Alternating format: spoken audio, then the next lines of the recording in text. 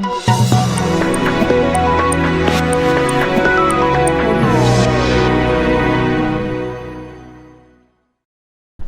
आप देख रहे हैं आपका अपना चैनल भिवानी हलचल खबरों के संग में मैं हूं मनोज कुमार। आइए डालते नजर आज के समाचारों पर। हरियाणा केसरी के नाम से जाने जाने वाले स्वतंत्रता सेनानी और समाज सुधारक पंडित नेकीराम शर्मा की 134वीं जयंती के उपलक्ष्य पर स्थानीय घंटाघर पर स्थित उनकी प्रतिमा पर पुष्पांजलि अर्पित की गई, जहां इस अवसर पर शहीद स्मृति सभा के संस्थापक और सदस्य उपस्थित रहे। वहीं हिंदुस्तान जन कल्याण ऑर्गेनाइजेशन के सदस्यों ने भी यहां पहुंचकर पुष्पांजलि अर्पित की और पुष्पमालाएं भी चढ़ाई। मंगलवार को स्वतंत्रता सेनानी समाज सुधारक हरियाणा पंडित नेकीराम शर्मा के 134वीं जयंती के उपलक्ष्य में नगर के पंडित नेकीराम शर्मा चौक पर उनकी प्रतिमा पर पुष्पांजलि अर्पित कर उन्हें नमन किया गया। इस अवसर पर पंडित नेकीराम शर्मा स्मृति ट्रस्ट के अध्यक्ष एवं पंडित जी के पड़पोत्र श्री पराग शर्मा द्वारा पंडित जी के जीवन कार्य पर प्रकाश डाला गया तथा शाम को होने वाली काव्य गोष्ठी व सम्मान समारोह के लिए आमंत्रण भी किया गया। इसी कड़ी में हरियाणा केसरी महान स्वतंत्रता सेनानी किसान नेता पंडित नेकीराम शर्मा जी का 134वां जन्म दिवस है। उनके इस 134वें जन्म दिवस के उपलक्ष्य में स्वतंत्रता सेनानी पंडित नेकीराम शर्मा स्मृति ट्रस्ट के जो पदाधिकारी हैं उन्होंने एवं शहर के अन्य गणमान्य लोगों ने उन्हें माल्यार्पण करके अपने श्रद्धासुमन अर्पित किए हैं। पंडित नेकीराम शर्मा एक ऐसे स्वतंत्रता सेनानी हुए जिन्होंने जीवन में कभी किसी प्रलोभन को स्वीकार नहीं किया। यहाँ तक कि अंग्रेज़ों ने जब उन्हें 625 एकड़ ज़मीन का जो प्रलोभन दिया उसे भी उन्होंने सिरे से खारिज कर दिया। पंडित जी ने अपना पूरा जीवन स्वतंत्रता के संग्राम आंदोलन के लिए सुहा कर दिया और आज बड़े खेद का विषय है कि ऐसे महान स्वतंत्रता सेनानी को हरियाणा सरकार बिल्कुल भुलाए बैठी है। होना तो ये चाहिए था कि प्रशासन की तरफ से, सरकार की तरफ से उनका जन्मदिवस और पुण्यतिथि मनाई जानी चाहिए, परंतु ऐसा नहीं हो रहा। ये बहुत ही दुख का विषय है। और पंडित जी का जो पैतृक आवास है वो संग्रहालय के रूप में परिवर्तित कर दिया गया था। 2007 की सरकार की घोषणा थी, परंतु आज तक उसका उद्घाटन नहीं हुआ।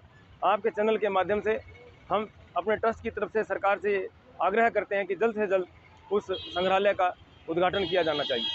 प्रखर राष्ट्रवादी महान समाज सुधारक और स्वतंत्रता सेनानी पंडित नेकीराम जी की 134वीं जयंती मनाने के लिए यहाँ हम सब मित्र के साथ पधारे हैं। बड़ा दुख का विषय है, जो काम पिछली कांग्रेस सरकार कर रही थी स्वतंत्रता सेनानियों की उपेक्षा, देशभक्तों की उपेक्षा, वही काम हमारी मोदी सरकार भी कर रही है। मोदी सरकार से मैं आग्रह करता हूँ, जो शहीद हुए हैं, जो फांसी चढ़े हैं, उन लोगों को स्वतंत्रता सेनानी का दर्जा दिया जाए। जो लोग सच्चे अर्थों में फांसी चढ़े, कई साल जेलों में काटी, उनके परिवारों को सम्मान राशि दे करके उन्हें सम्मानित किया जाए। और मैं हरियाणा सरकार से भी ये मांग करूंगा कि वो आज के दिन को श्रद्धापूर्वक सार्वजनिक रूप से मनाया जाए। बड़ा दुख का विषय है कि आज की जयंती पर ना कोई उपायुक्त की तरफ से, ना भिवानी प्रशासन की तरफ से यहाँ कोई आया। ये बड़े दुख की बात और शर्म की बात भी मैं कहूँगा। हिंदुस्तान जन कल्याण ऑर्गेनाइजेशन ट्रस्ट द्वारा भी घंटाघर स्थित पंडित नेकीराम की प्रतिमा पर माल्यार्पण कर पुष्पांजलि अर्पित की गई। इस अवसर पर ट्रस्ट के अध्यक्ष अनिल कौशिक, नवीन शर्मा, राकेश कोड, रवि पहलवान सहित अनेक गणमान्य लोग मौजूद रहे। हिंदुस्तान जन कल्याण ऑर्गेनाइजेशन द्वारा महान स्वतंत्रता सेनानी पंडित नेकीराम शर्मा फ्रीडम फाइटर की 134वीं जयंती के उपलक्ष्य में यहाँ भिवानी छोटी काशी मिनी ग्रुपा के घंटाघर चौक, जो कि पंडित नेकीराम शर्मा चौक से जाना जाता है, यहाँ पे हिंदुस्तान जन कल्याण ऑर्गेनाइजेशन की युवा टीम व राष्ट्रीय कार्यकारिणी की पदाधिकारियों ने पहुंचकर पंडित नेकीराम शर्मा के चित्र व प्रतिमा पर पुष्प श्रद्धासुमन अर्पित किए और दीप प्रज्वलित किया। वह पंडित नेकीराम शर्मा के विषय में मैंने अपनी संस्था के सदस्यों को भी, पदाधिकारियों को भी बताया है कि पंडित नेकीराम शर्मा जी एक बहुत महान फ्रीडम फाइटर थे, जिन्होंने महात्मा गांधी जी के साथ में कंधे से कंधा मिला करके स्वतंत्रता आंदोलन है देश के, उन अंग्रेज़ों के खिलाफ बहुत बड़ी मुहिम चलाई। और भिवानी डिस्ट्रिक्ट के किलंगा गांव में पंडित मिश्र जी के घर इन्होंने जन्म लिया। बहुत ही साधारण फैमिली से थे और इन्होंने देश के लिए बहुत बहुत अपनी कुर्बानियाँ दी। जिले के उपायुक्त RS ढिल्लों ने चौधरी बंसीलाल सामान्य अस्पताल का दौरा किया और यहां दी जा रही सुविधाओं का जायजा भी लिया। वहीं उन्होंने विशेष रूप से ऑक्सीजन प्लांट और आईसी यूनिट का दौरा किया और कर्मचारियों को आवश्यक दिशा निर्देश दिए और अपने कार्य के प्रति जुझारू बने रहने का संदेश भी दिया। उल्लेखनीय है कि सामान्य अस्पताल परिसर में ऑक्सीजन प्लांट स्थापित किया गया है। इस ऑक्सीजन प्लांट की क्षमता 1 मिनट में 1000 लीटर ऑक्सीजन उत्पादन की क्षमता है। अस्पताल के वार्डों में मरीजों के बेड तक ऑक्सीजन पहुंचाने के लिए इस प्लांट से सेंट्रल पाइपलाइन डाली गई है। गौरतलब है कि उपायुक्त श्री ढिल्लो मंगलवार को अतिरिक्त उपायुक्त राहुल नरवाल के साथ सामान्य अस्पताल पहुंचे, जहां उनके द्वारा स्थापित किए गए ऑक्सीजन प्लांट का निरीक्षण किया गया। वह सिविल सर्जन डॉक्टर सपना गहलावत ने ऑक्सीजन प्लांट के बारे में उपायुक्त को विस्तार से जानकारी दी। इसके पश्चात उपायुक्त ने सामान्य अस्पताल के आईसीयू वार्ड का निरीक्षण किया। इस दौरान सिविल सर्जन ने बताया कि स्वास्थ्य विभाग के पास फिलहाल 37 वेंटिलेटर है, जिनमें से 9 वेंटिलेटर पोर्टेबल है तथा रेफर किए जाने वाले गंभीर मरीजों की आपातकालीन स्थिति को लिए 2 एम्बुलेंस में वेंटिलेटर की सुविधा भी है। साथ ही उन्होंने बताया कि आईसीयू वार्ड में 28 बेड की सुविधा है तथा कोविड की स्थिति के मद्देनजर मरीजों के उपचार की सुविधा के लिए ऑक्सीजन प्लांट से सेंट्रल पाइपलाइन के माध्यम से 214 बेड तक ऑक्सीजन पहुंचाई गई है। इस दौरान उपायुक्त श्री ढिल्लो ने स्वास्थ्य विभाग के अधिकारियों को निर्देश दिए कि वेंटिलेटर को ऑपरेट करने के लिए ट्रेन स्टाफ होना जरूरी है। इसके लिए स्वास्थ्य विभाग के कर्मचारियों को सही प्रशिक्षण दिया जाए ताकि जरूरत के समय उनसे काम लिया जा सके। साथ ही उन्होंने निर्देश दिए कि कोविड की तीसरी लहर की संभावना के चलते स्वास्थ्य विभाग के पास समुचित चिकित्सा सुविधाएं व संसाधन होना जरूरी है। लेबर क्रांति मोर्चा के सदस्यों ने नगर परिषद में फैले भ्रष्टाचार को लेकर सीबीआई की जांच की मांग की है। क्रांति मोर्चा के प्रदेश अध्यक्ष राजेंद्र तंवर के नेतृत्व में इस तरह के भ्रष्टाचार को लेकर जिला उपायुक्त को एक ज्ञापन भी सौंपा गया।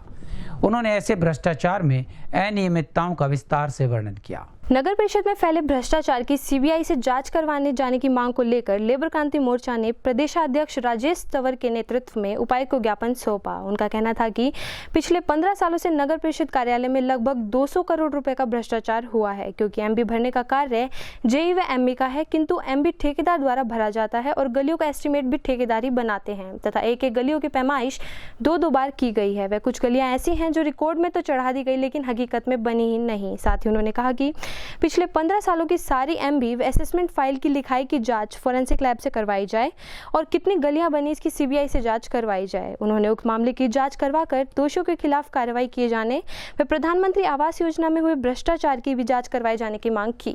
काफ़ी भ्रष्टाचार की बू आती है, वो इसलिए क्योंकि नगर परिषद का जो अध्यक्ष है रण सिंह यादव, उसने भी खुद कहा है कि ये एक फर्जी बिल है, और जो नगर परिषद का सेक्रेटरी है उसने भी हामी भरी है कि मेरे पास 14 करोड़ रुपए के बिल आए हैं जो फर्जी लगते हैं परिषद में।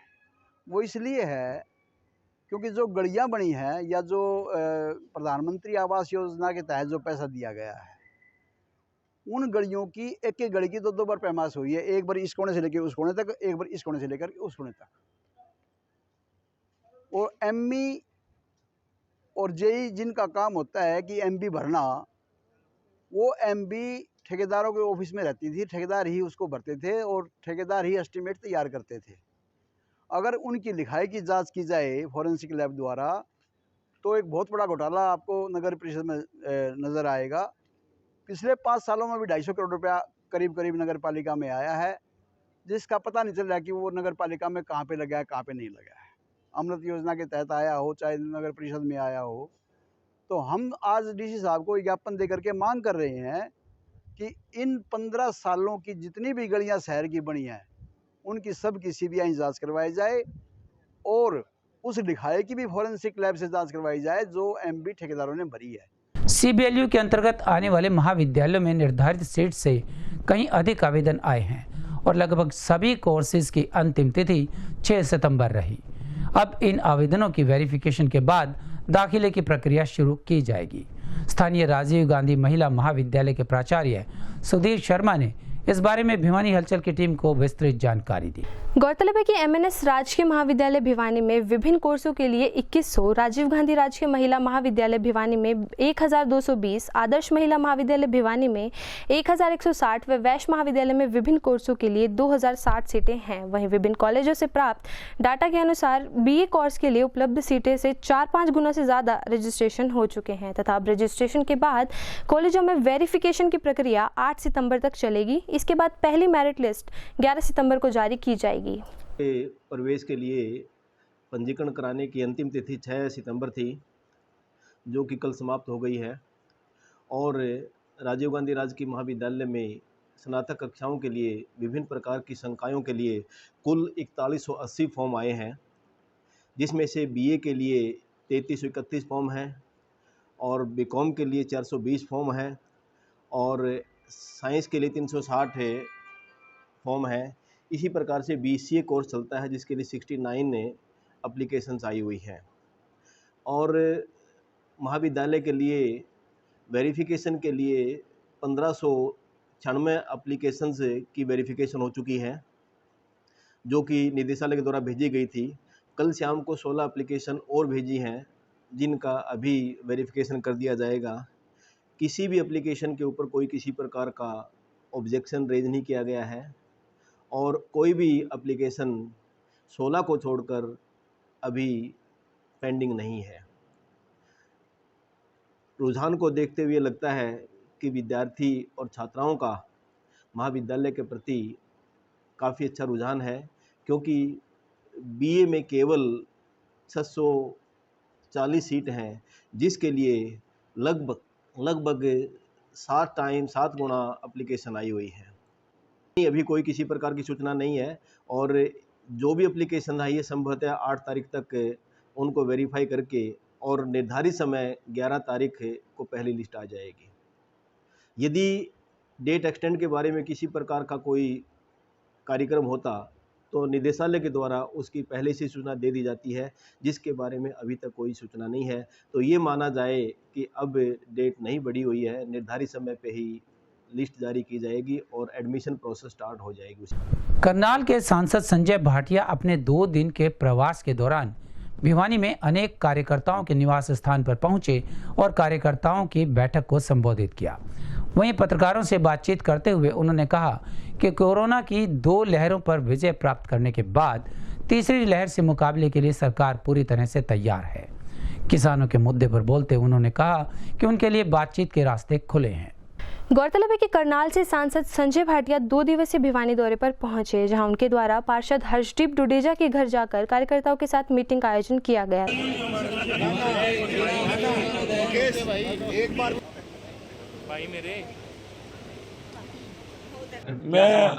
मैं एक ही बात कहता हूं कि मेरा किसान बहुत सीधा साधा है, बहुत भोला भाला है। आज तक इतना टाइम लंबा कोई आंदोलन चला नहीं है। मैं उन किसान संगठनों के आगुओं से पूछना चाहता हूं, प्रमुखों से पूछना चाहता हूं, इन कृषि कानूनों में वो क्या बदलाव चाहते हैं, उनका क्या सुझाव है कि इस कृषि कानून में ये चीज़ गलत है, उसको बदलाव कर दीजिए। लेकिन आज पूरे 1 साल में 1.5 साल में कोई ये बताने को तैयार ही नहीं है कि इस कृषि कानून में गलत क्या है। मैं कहता हूं कि ये एक अवसर है उन लोगों के लिए जो प्रोग्रेसिव फार्मर हैं। कृषि कानून पहले वाले वैसे के वैसे ही हैं। जिसका दिल करे एमएसपी पर अपना माल बेचे, जिसका दिल करे मंडी से बाहर जाकर अगर उसको रेट ज़्यादा मिलता है, पीछे सरसों का रेट ज़्यादा मिला, लोगों ने बेचा, किसी ने मंडी में एमएसपी पे नहीं बेचा। हाँ, अगर बाहर मार्केट में जो सपोर्टिंग प्राइस से कम रेट है तो अपना जाके मंडी के अंदर बेचो। तो मैं समझता हूँ कि आज आप किसी आंदोलन को, आज तक कोई भी आंदोलन बिना मांग के चलाओ ऐसा नहीं है, लेकिन ये पहला आंदोलन है जहाँ ये बताया नहीं जा रहा कि वो चाहते क्या हैं, क्या करना चाहते हैं, क्या अमेंडमेंट चाहते हैं, क्या गलत है उसको ठीक करना चाहते हैं। हमारे युवा सांसद श्री संजय भाटिया जी का भिवानी पहुंचने पर हार्दिक स्वागत करता हूं। उनका धन्यवाद करता हूं कि एक छोटी सी मेरी रिक्वेस्ट पर उन्होंने मुझे इतना समय दिया, इतना प्यार दिया, आशीर्वाद दिया। आज भारतीय जनता पार्टी के वरिष्ठ हमारे विक्रम सिंह जी, हमारे जिला अध्यक्ष शंकर धुप्पड़ जी, हमारे बड़े भाई युवा योग के चेयरमैन मुकेश गौड़ जी, वरुण शौरान जी, हमारे राहुल मुंडाल जी, हमारे प्रभारी मनीष मित्तल जी और महिला की अध्यक्ष बबीता तंवर जी और सारे हमारे जितने बीजेपी के कार्यकर्ता हैं वो पहुँचे मेरे छोटे से बुलावे पर। और हमारे नगर परिषद के सभी मेरे पार्षद साथी यहाँ पहुँचे, उनका मैं बहुत बहुत धन्यवाद करता हूँ। इसी कड़ी में आज उनके द्वारा सेवानगर स्थित जोगी धर्मशाला में भारतवर्षीय नाथ समाज हरियाणा द्वारा आयोजित अभिनंदन समारोह एवं संगोष्ठी कार्यक्रम में भी शिरकत की गई। इसके साथ साथ सांसद संजय भाटिया श्री कृष्ण प्रणामी राधिका धाम आश्रम भी पहुंचे, जहां उनके द्वारा दर्शन करने के साथ साथ व्यवस्था का जायजा भी लिया गया। वहीं पत्रकारों से बातचीत के दौरान संजय भाटिया ने बताया कि कोरोना की तीसरी लहर आने की संभावना बनी हुई है तथा आज देश पूर्ण रूप से इस बीमारी से लड़ने को तैयार है। साथ ही उन्होंने किसान आंदोलन पर बोलते हुए कहा कि सरकार किसानों से बातचीत कर समस्या का समाधान निकालने को तैयार है। उन्होंने यह भी कहा कि उनकी पार्टी देश हित को सर्वोपरि रखती है तथा बीजेपी संगठन बिल्कुल पार्टी लाइन पर चलने वाला संगठन है। तत्पश्चात वे प्राइवेट स्कूल एसोसिएशन के प्रदेशाध्यक्ष रामअवतार शर्मा द्वारा आयोजित कार्यक्रम में सेक्टर 13 उनके कार्यालय भी पहुंचे। इसमें कई तरह की बातें, लेकिन मैं आज कह सकता हूँ आज के पूरे दिन में ऐसी कोई बात नहीं जो मीडिया से ना छुपती हो। आप तक सारी बातचीत आती है, आप स्टोरीज छापते भी हो, लेकिन आज मैं विश्वास से कह सकता हूँ आज कार्यकर्ता उत्साह से लबरेज था, किसी के अंदर कोई नेगेटिविटी नहीं थी, सबने पॉजिटिविटी। और मैंने देखा कि मैक्सिमम कार्यकर्ता कंसर्न थे कि किस तरह से समाज के अंदर घुसकर हम अधिक से अधिक लोगों का काम करा सकें। एक आधी जगह से ये बात जरूर आई कि उनका कंसर्न ये था कि अगर हमारा ये काम हो जाए, तो उसमें स्ट्रेट फॉरवर्ड ये मैसेज था जो संस्कार डॉक्टर श्यामा प्रसाद मुखर्जी जी और पंडित दीनदयाल जी के संगठन से हम सब लोगों को मिले। हम उनका चित्र लगाकर हर बैठक के अंदर पहले उनका आराधना करते हैं, तो उसके अंदर ये हमें मिला कि हमारे लिए देश पहले है, उसके बाद हमारी पार्टी है और स्वयं का तो नंबर सबसे लास्ट में है। तो अगर कोई कंसर्न इस बात के लिए रहता है कि मेरा ये काम हो जाए तो मैं बीजेपी का काम करूँगा, कम से कम भारतीय जनता पार्टी अन्य दलों की तरह जैसे क्षेत्रीय दल हैं या कांग्रेस पार्टी है, किसी की स्वार्थ सिद्धि करने का जरिया नहीं है। ये स्ट्रेट फॉरवर्ड मैसेज कार्यकर्ताओं के बीच में गया और ये बहुत ज़्यादा अगर इफेक्ट करा तो थोड़े ओल्ड एज के अपने जो बुजुर्ग थे उनको किया। सेकंड वेव में हमने देखा कि यंग घरों के मतलब यंग बच्चे भी अनेक हमारे बीच से बिछड़ गए, चले गए। तो थर्ड वेव में जो ओवरऑल वर्ल्ड के अंदर जो थ्योरी चल रही थी कि छोटे बच्चों को, किड्स को इसको इफेक्ट करेगा, तो उसमें अधिक से अधिक व्यवस्थाएं। एक समय था जब कोरोना हमारे यहाँ पर आया, एक पीपी किट भी इंडिया के अंदर नहीं बनती थी, लेकिन आज हिंदुस्तान इतना समर्थ है कि यहाँ से पीपी किट बाहर भेज सकता है। आज वैक्सीन, आज तक हिंदुस्तान के इतिहास में, दुनिया के इतिहास में जब भी कोई बीमारी महामारी आई, चाहे प्लेग की आई, चाहे पोलियो की आई, चाहे चेचक की आई, दुनिया में वो वैक्सीन इंजेक्शन पहले ईजाद हो जाते थे। हिंदुस्तान में आते आते वर्षों लग जाते थे, 10 साल, 15 साल, 20 साल, 30 साल बाद भी वैक्सीन इंडिया के अंदर आई। लेकिन ये पहली बार माननीय नरेंद्र मोदी जी के नेतृत्व में इतिहास रचा गया कि हिंदुस्तान में वैक्सीन दुनिया में सबसे पहले आई, वो भी एक कंपनी नहीं, दो कंपनी ने वैक्सीन बनाई। मैं अपने साइंटिस्ट को और अपने नेतृत्व को सैल्यूट करता हूँ। हरियाणा रोडवेज की बसेस की तरह से अब प्राइवेट बसेस में भी सीनियर सिटीजन और छात्राओं को मुफ्त यात्रा करने की सुविधा मिलेगी। यह कहना था रोडवेज के जीएम दीपक कुंडू का।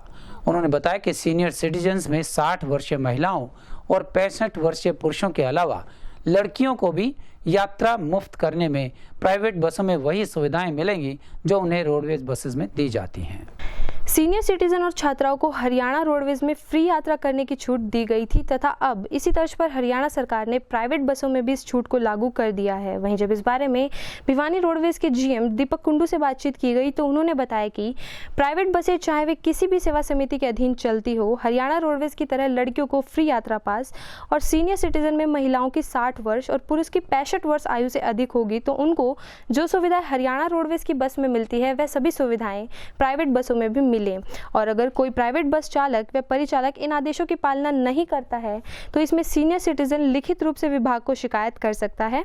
इनसे संबंधित अधिकारी नियमानुसार उचित कार्रवाई करेंगे और फिर भी अगर परिचालक और चालक के खिलाफ बार बार शिकायत आती है तो प्राइवेट बस की परमिट भी रद्द कर दिया जाएगा।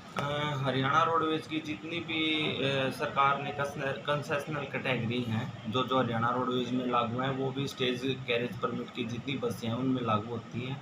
जैसे कि हमारे जो लड़कियों के फ्री पासेज हैं वो भी उनमें लागू हैं। हमारे सीनियर सिटीजन हैं जैसे कि महिलाएं हैं जो 60 वर्ष से ऊपर हो चुकी हैं और पुरुष हैं जो 65 वर्ष से ऊपर हो चुके हैं, उनका भी स्टेज कैरेज परमिट की बसों में पासेज कंसेशनल अलाउड है।